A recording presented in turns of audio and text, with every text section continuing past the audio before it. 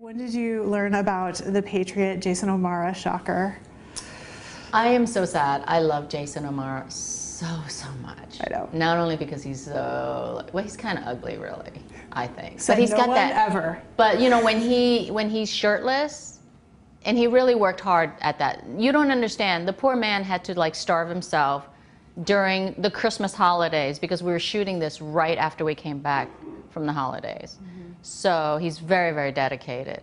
But when he puts on the J-Lo glow, it's, you know, yeah.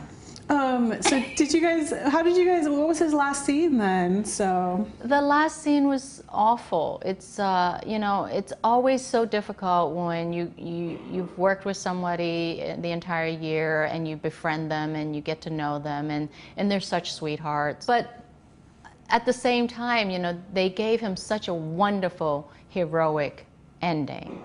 And I think the Marvel fans are going to just absolutely eat it up.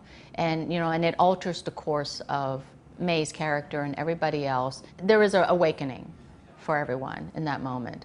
I just think that nobody really ever dies in the Marvel world, you know? I mean, Brett's come back as Ward, and so hopefully we find ways to constantly bring them back, either in memory or in flashback scenes, or we have somehow kept some of his DNA. You never know. going forward then, how is she changed then when we see her again in the next episode? Yeah, it's very interesting. We've asked our writers if it's like a dream that you wake up from and you don't quite remember what's happened and then you just kind of go on with your life, or if this is like something that you do remember to some extent as a reality.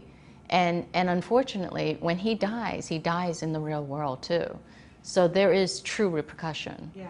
And I think the guilt factor, once again, even though she might now be able to come to terms with killing the inhuman little girl in Bahrain, because she sees now that if she hadn't, there would have been a worse outcome. But now she has a new issue to deal with.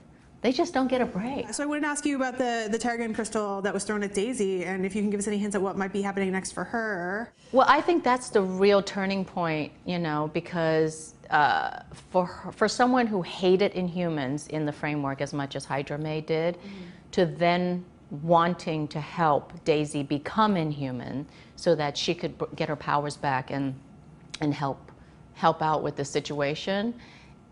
I just have to feel like there was an awakening, there was a realization that it's that,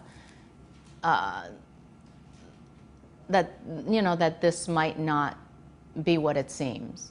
I think even Hydra May is starting to doubt this world.